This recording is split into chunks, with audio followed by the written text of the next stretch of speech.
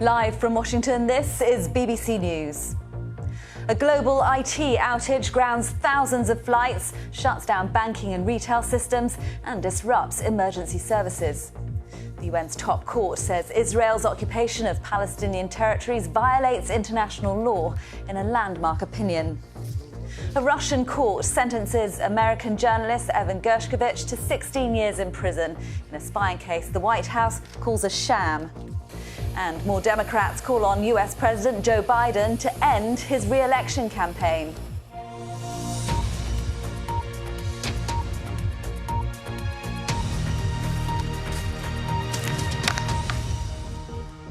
Hello, I'm Sophie Long. Welcome to BBC News.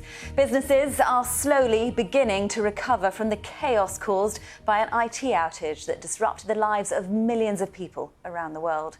Essential industries, including airlines, banks and healthcare, are slowly coming back online. But now the focus is on the cybersecurity firm CrowdStrike, which confirmed that a bug in its software caused issues on Microsoft devices.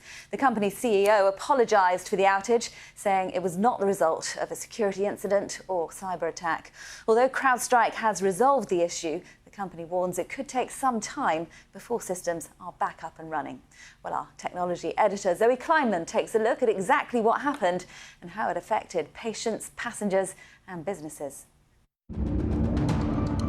The world woke up this morning to global chaos. Massive tech outages are impacting airlines, businesses, offices. Thousands of flights grounded globally, long queues, frustrated passengers. There was nothing on the boards, there was no ground staff. In the UK, doctors' surgeries forced to let down patients. You're going to have to cancel your appointment. Businesses unable to serve customers. We'll try to receive a credit card payment and just would not accept it. Credit card and debit card. And TV programmes abruptly taken off air. The cause? At CrowdStrike, we monitor trillions of cyber events. A single update from this US antivirus company. You may have never heard of the cybersecurity firm CrowdStrike before, but it has nearly 24,000 customers around the world, many of them huge organisations like airlines and banks. We stop a lot of bad things from happening. We're deeply sorry for the impact that we've caused to customers, to travelers, to anyone affected by this, including our companies. So we know what the issue is. We're resolving and have resolved the issue now. It's recovering systems that are out there. So what went wrong? First of all, to be clear, this was not a hack or cyber attack. You don't need to change your passwords. A faulty update meant millions of Microsoft users saw this screen pop up. If you know it, it'll make you shiver. The blue screen of death. It pops up when there's a critical error affecting the operation of your PC, in this case accompanied by an unending loop of trying and failing to restart and launch properly. It only affected machines running Microsoft, but there are a lot of them. And what's the fix? Well, it's not straightforward. Every single machine affected needs a manual reboot in safe mode, which is not as simple as turning it off and on again. Microsoft says some people have had to do it 15 times, so it could take a while. Spare a thought for IT departments. There will be someone in CrowdStrike who will be in a lot of trouble right now for not getting this right, and there will be a lot of people working this weekend in businesses all over the world to try and fix this problem and to patch it up. But at the same time, you know, this is the price we pay for being so reliant on digital infrastructure. From travel chaos to grocery shop payment problems, there'll now be tough questions about the damage done by one faulty update. How did it slip through Microsoft's safety nets? The cybersecurity world still advises that it's a good idea to keep on top of software updates, although perhaps today is not the day to bang that particular drum. Zoe Kleinman, BBC News. Well, doctors struggling to access their records and online bookings, hospitals are using emergency resources to supply patients with the necessary treatments. Pharmacy services have also been hit. Well, as you heard in Zoe's report, there thousands of commercial flights have been cancelled worldwide. Here's a look at the Spanish airport in Madrid, where passengers waited for their flights. Airports in the Italian capital of Rome were also severely affected. Some of the first countries to report problems were in Asia. Changi Airport in Singapore, one of the world's busiest airports, said it was manually checking in the passengers of some airlines. In Australia, travellers were also kept waiting at Sydney Airport's domestic terminal. Well, our correspondent in Tokyo, Shaima Khalil, has been looking at the issues across the Asia-Pacific region.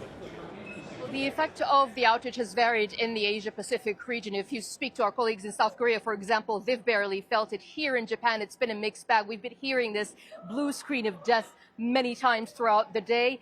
Thankfully, we haven't seen many of those here in Japan, especially where I am here in Shibuya, in the heart of the capital, Tokyo, famous for its screens and its neon lights. These have been going strong. In Narita Airport, for example, one of the country's biggest airports, the budget airline Jetstar Japan has been affected. It had to ground at least 20 of its flights. And again, we've been seeing these pictures of people manually being checked in, these whiteboards with handwritten notes of cancellations. All in all, I would say Japan had gotten off lightly. Compare that to Australia. This outage has affected them deeply and on so many levels. Universities, government agencies, blood donation centres, for example. Our colleagues at the ABC News Australia said that they haven't been able to function normally at the beginning of the day. In Brisbane Airport, for example, Jetstar has said that it grounded all domestic flights for the day. It's very late at night here in Asia Pacific. The region is going to wake up to see if this problem had been resolved or, well, if they'll have to deal with the knock-on effect of that outage. Shaima Khalil there. And here in the US, more than 1,800 transportation services were cancelled on Friday. The nation's top aviation agency says it continues to work closely with airlines to resume normal operations. Well, our correspondent Ione Wells is at Washington National Airport with the latest. The main way that this tech outage has impacted the US so far has been travel, in particular airlines that have experienced significant problems. We know there's been thousands of flights that have been cancelled, thousands more that have been delayed as well. And the main airline that has been impacted has been Delta, the world's second biggest carrier by passenger numbers. And their big hub in Atlanta has been particularly badly impacted. We've seen some pictures from the airport where there's been huge queues and crowds of people waiting to hear the latest on their flight. Some people reporting on social media as well that they've had a number of delays or cancellations already in Atlanta. More generally, here in Reagan Airport, for example, in DC, people are saying that they've had flights rescheduled either for later today or tomorrow. So I think most airlines are starting to pick up services again, but still with significant disruption. Elsewhere in the US, there are other services that have been impacted too, things like UPS affecting deliveries. There are reports that 911 has been disrupted in certain areas as well. Also things like grocery payments and some electronic payments being disrupted by the outages that have been happening. Generally speaking, it does seem disrupted by the outages that have been happening. Generally speaking, it does seem like things are starting to get up and running again compared to where they were this morning. But certainly I think this disruption is expected to continue over the weekend, because it's not just the impact of some of the delays and cancellations today, but also the knock-on impact that they will have over the next few days and over the weekend. Ione Wells. The UN's top court, the International Court of Justice, says Israel's continued presence in the occupied Palestinian territories is illegal and should come to an end as rapidly as possible. In a non-binding opinion, the court also said Israel must pay reparations to Palestinians who've lost land and property due to its occupation. Well, the land and its ownership have been under dispute since 1967 after the Six-Day War, when Israel almost tripled the size of the territory under its control. Before the hearings, Israel said it did not recognise the legitimacy of proceedings at the World Court. Israeli Prime Minister Benjamin Netanyahu called the opinion a decision of lies. BBC's Barbara Platt-Usher has more now from Jerusalem. This is not a judgment or a ruling, it's an advisory opinion, so it's not legally binding. But it does carry moral and political weight. To have the World Court determine that Israel's occupation violates international law and must end as soon as possible, that it should stop building Jewish settlements and evacuate the settlers and make reparations to the Palestinians for damages. Not surprisingly, the Israelis angrily rejected it. The Prime Minister called it lies. He said the Jewish people are not occupiers in their own land. The Foreign Minister said it was warped, one-sided, and wrong. And he said that it ignored Israel's security needs, its need to defend itself from Hamas and from other armed groups on various fronts. But this is exactly what the Palestinians were looking for. Palestinian leaders called this a watershed moment for Palestine and for justice. They called it an historic victory. They said the international community should respect the opinion and force Israel to end the occupation. Now, Israel can't be forced, but this will add to the international pressure. It's already facing criticism for the way it's conducting the war in Gaza. Meanwhile, in Israel, a drone attack killed 1 man and injured 8 others in central Tel Aviv. A block of flats was hit by what Israeli military officials are calling an Iranian-made unmanned aerial vehicle, which had been modified to fly long distances. The Israeli military said it detected the drone but had not tried to shoot it down because of human error. The Houthi movement in Yemen said it carried out the attack and vowed further raids. Our Middle East correspondent Lucy Williamson has more. Through the night sky, through Israel's defences, an Iranian-made drone fired from Yemen, exploding over Tel Aviv. A reminder for this laid-back secular heartland that its country is at war. Shrapnel from the mid-air explosion, meters from the US embassy, flew through these residential streets, killing 1 man in his home and injuring others. All of a sudden, here, I see like this weird, small airplane sort of thing. So I asked them, like, guys, what is that? Like, I literally was like, oh, what is that? And then they all turn around and boom, like explosion. In the flat next door, shattered windows and shattered nerves. We were really, really scared. I mean, it was such a blast, such a huge noise.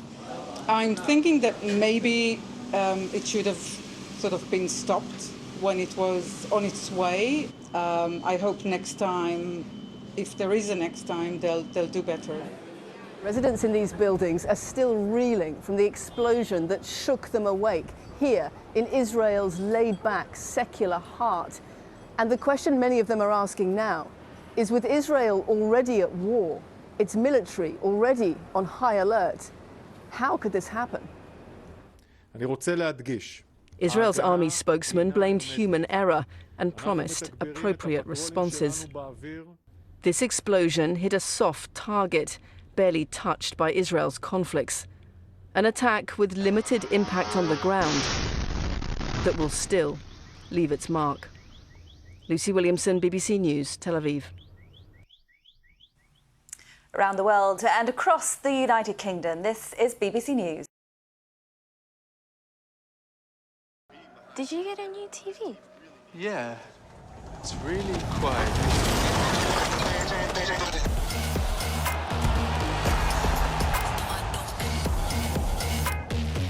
It's like...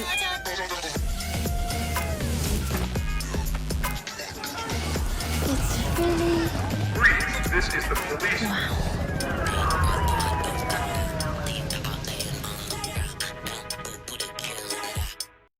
The art of good conversation is to say the right thing at the right time and in the right way. You have to be original, sympathetic, encouraging, and also keep an open mind. And you really do just need to sit back and listen. Catty Kay meets with legendary Olympic champions to find out what it takes to reach the top. Influential with me, Catty Kay. Watch on BBC News.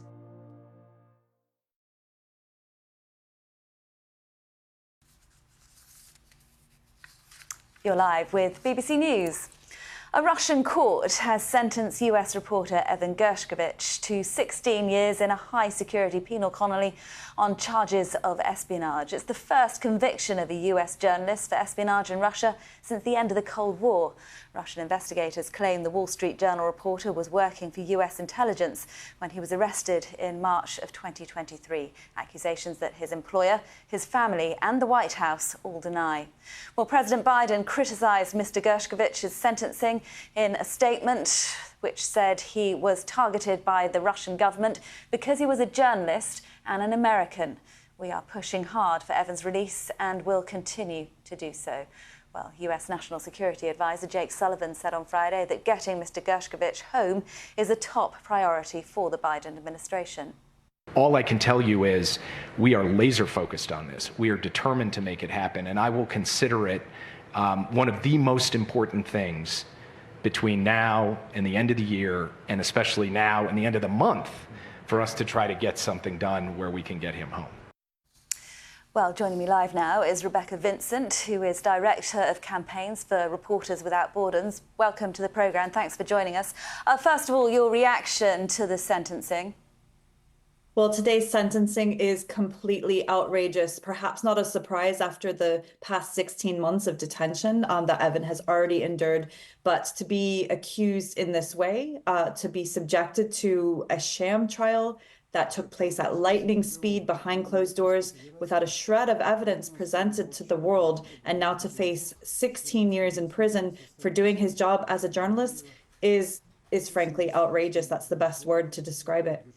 You mentioned the lightning speed. It was very fast indeed. Is there anything that we can take from the speed of that trial? Well, we think that this is an example, of course, of Russia engaging in these practices of state hostage taking, which has impacted other journalists and civilians beyond journalism as well. Perhaps it's part of their political maneuvering to try to force the U.S. position. But the impact on this journalist and on journalism force the U.S. position. But the impact on this journalist and on journalism is devastating. When any journalist is targeted in this way, it's not just a matter of that person, of course, but about freedom of the press, freedom of information. And this is taking place against a backdrop in Russia of a very serious press freedom situation. Evan is one of 42 journalists currently detained there. And in fact, there's another American journalist held too, Alsu Kurmasheva. So we would call on their own government, the US, to do everything in their power to bring both of them home. And the world needs to take note of this broader situation and stand up for journalists in Russia beyond just these Americans who have been targeted too. Yeah, you touched on it a little bit there, but I mean, what do you think this sentence, deeply disturbing, of course, for Evan, his family and loved ones, but what do you think other journalists operating in Russia can take from this? Well, they've made an example of Evan, and not just in Russia. This is something that will have shockwaves internationally. We have a number of Russian journalists, in fact, hundreds who have fled the country and are working in exile now. This will impact them too. It impacts every international media outlet that attempts to cover Russia that may want to, again, send in people again someday. Journalists are not spies. Journalists are not targets, and journalists should not be political pawns. It is extremely dangerous to conflate journalism with espionage, as we've seen in this case. And this is not an isolated example either. We've seen a growing trend in a number of countries with poor press freedom records that are really increasingly using national security charges to target journalists. So that's all at stake. And it's important that democracies, including the US here, stand up for Evan to make it clear that journalism, again, is not espionage, and it is not acceptable for somebody to be targeted in this way for political purposes. Journalists are journalists, as you say, not political pawns, but there has been some talk of a potential prisoner exchange. What does Reporters Without Borders think about that? Well, in this instance, I think the most important thing in the coming days is to try to get Evan home safely, to put an end to this. Also, looking at the case of Alsu Kurmasheva, she's just as deserving. She's been targeted as an American journalist as well, and the State Department has not yet declared her as wrongfully detained, which they did very quickly with Evan Gershkovich. So I'd say to look at these cases to get people out safely, but then the international community, I think, does need to look at why this keeps happening in Russia. And up the ante. Other governments need to be raising this, international bodies such as the UN, in a serious way so that it becomes completely unacceptable for states like Russia to continue effectively taking civilians hostage. The Biden administration has said it is their top priority to get Evan home as soon as possible. What do you think is going on behind the scenes? Are they doing enough? Could they be doing any more? We're encouraged by the public statements. It's impossible for us to know what's taking place behind closed doors, but the public statements have been very consistent for Evan. So we do hope that the US government is marshaling its full resources towards bringing him home. But again, then I would just widen that beyond Evan too. If it's clear that there will only be this sort of support in isolated cases, the systemic issues will remain. So we'd like to see that sort of advocacy for Elsu Kurmasheva too in the first instance, and then to raise the broader cases of 42 journalists and media workers who find themselves behind bars in Russia today. Okay, Rebecca Vincent, thank you so much for coming on and talking to us. Thank you. Now, the list of congressional Democrats imploring Joe Biden to end his re-election campaign is still expanding. On Friday, at least 10 more House Democrats called for Mr. Biden to step aside. Their names are now part of a list of more than 30 House Democrats who say publicly they want Mr. Biden to be replaced. New Mexico Senator Martin Heinrich on the right became the third Senate Democrat to call for a change. Like other Democrats, Senator Heinrich prefaced his statement by praising President Biden's record, but he went on to say the return of Donald Trump to the White House poses an existential danger to our democracy. We must defeat him in November, and we need a candidate who can do that. The Biden campaign has hit back, saying he's not going anywhere. The defiant tone comes despite reports that the House and Senate leadership, and even former President Barack Obama, are sceptical of Biden's chances in November. Well, meanwhile, Republicans wrapped up their national convention in Milwaukee with a 92-minute speech by Donald Trump. It's been less than a week since the former president was nearly killed in an assassination attempt, something Trump described with detail in his speech. For more, here's our North America editor, Sarah Smith. And a warning, this report does begin with flashing images. With his name in lights, there is only one star in this party. In fact, the entire election is all about him. We were told he had changed, softened since the shooting, to sound like this. The discord and division in our society must be healed. I am running to be president for all of America, not half of America. There was a tribute to Corey Competore, the firefighter killed in the shooting. His funeral's taking place today. I'm not supposed to be here tonight. He described his response to the attempted assassination. I raised my right arm and started shouting, "Fight, fight, fight." And then, the real Donald Trump started to fight his way out. Drill, baby, drill, and close our borders. Claiming falsely that he'd won the 2020 election. And I said, as well as this. Has anyone seen Silence of the Lambs? You see, he's back. The late, great Hannibal Lecter. That's what we're more used to. He'd love to have you for dinner. He just can't help himself.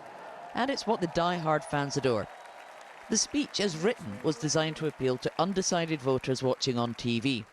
They got vintage Trump instead. But he is ahead in the polls, so he can probably afford to be himself. God bless you, Wisconsin. There was a very rare sighting of his wife, Melania, which seemed to catch even him by surprise. Then an attempt at a kiss of sorts. And an entire Trump dynasty in waiting, now that he's totally taken over the party. Republicans have got good reasons to be celebrating. Donald Trump escaped death to become their candidate, and he's leading in the polls. So while Joe Biden may have to pull out of this race, Trump can say he's on course for victory. Joe Biden is still isolating at home after contracting COVID, but he has released a statement saying he's looking forward to getting back on the campaign trail next week. He says, Donald Trump's dark vision for the future is not who we are as Americans. Together as a party and as a country, we can and will defeat him at the ballot box. His campaign is furiously denying reports that he's considering dropping out. Joe Biden is more committed than ever to beat Donald Trump. And we believe on this campaign, we are built for the close election that we are in. It's just 3 weeks since Joe Biden's disastrous performance threw his whole campaign into jeopardy. And things have only got worse since then. While Donald Trump just seems to go from strength to strength. There are 3 months till the election. Sarah Smith, BBC News, Milwaukee, Wisconsin. The President of Ukraine, Volodymyr Zelensky, has become the first foreign leader to address the UK cabinet at Downing Street in almost 30 years. During the meeting, he called on Prime Minister Keir Starmer to show leadership by easing restrictions on Ukraine using long-range missiles on military facilities in Russia. We have proven that we can stop any Russian attempt to expand the war if the restrictions on using Western weapons against Russian military are lifted. Once we can strike further than just near the border, including Russian military airfields. Let's turn to some other important news around the world now. And the Bangladeshi government says it's imposing a nationwide curfew and deploying the military to keep order after days of protests in which dozens of people have been killed. A spokesman for the Prime Minister says the decision was taken after a meeting of the parties in the governing alliance. Bangladesh is experiencing nationwide unrest as protesters demand that the authorities scrap a quota system for government jobs. Spain is bracing itself for its first heat wave of the summer, with temperatures expected to reach as high as 44 degrees Celsius in some areas. Red Cross volunteers handed out gazpacho soup, water and soft drinks to homeless people in the southern city of Cordoba to help them in the sweltering heat. Nguyen Phu Trong, General Secretary of Vietnam's ruling Communist Party, has died at the age of 80. Mr. Trong was elected party chief in 2011 and re-elected 5 years later. Mr. Trong viewed corruption as the single biggest threat to the party, so he launched a sweeping anti-corruption campaign known as Blazing Furnace that targeted both businesses and political elites. Now stay with us here on BBC News.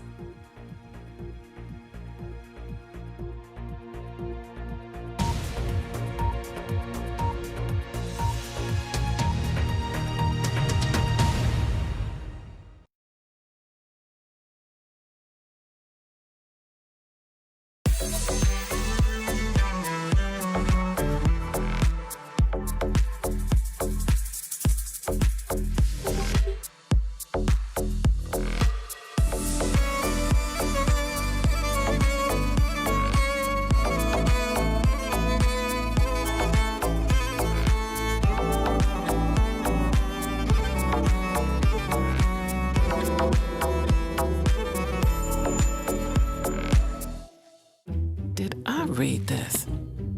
Did I get eggs? Where are my keys? Memory and thinking issues keep piling up? It may be due to a buildup of amyloid plaques in the brain. Visit morethannormalaging.com. As you know, as an emerging business, it's important to keep your budget intact. And Fiverr freelancers helped us maintain quality standards while efficiently managing costs, contributing to the success and growth of our business.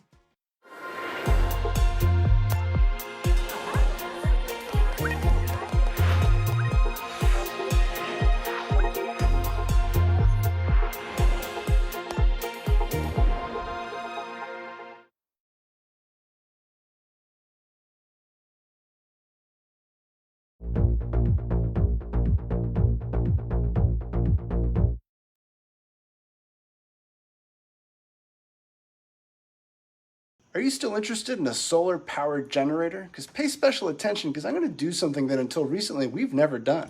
I'm going to offer this solar generator with 2 times the power, and if you want, you can even make it expandable. And I'm even giving away a free solar panel and an easy optional payment plan in case you're ready to prepare now but need to break up the financial commitment. That is something I can do today while we have these units in stock. Go to 4patriots.com now. If anyone has told you that gaining weight, feeling tired, and joint issues is just a part of getting older, they are wrong. My name is Dr. Stephen Gundry, and I found a new way to support my health. It's called BioComplete 3. BioComplete 3 works by restoring your gut health from the inside out. This is working for everybody. I was 270. I'm now 140. It just feels amazing. You can try BioComplete 3 risk-free for 90 days.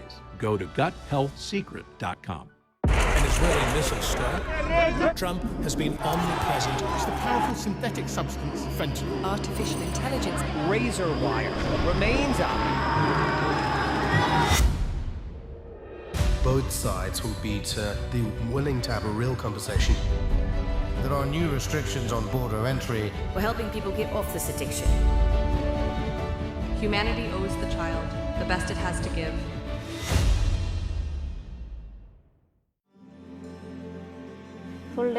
I used to work the whole day when I was pregnant. I wouldn't take much rest. I remember being thirsty all the time and out of breath. Save my life. Acabamos de llegar al lugar donde va a comenzar la búsqueda del migrante desaparecido. زنایی که فقط باید سکوت کنن، هیچ کس نباید صدایشان رو بشنوه، صدای گپشان رو بشنوه. ما تصمیم گرفتیم که در اونجا باید صدامون رو به شکل آهنگ بیرون کنیم. Just because we've got a disability doesn't mean that we are children. We are adults with hopes and dreams like everybody has. Without sports, none of us would be here. Inspiring short films from the BBC.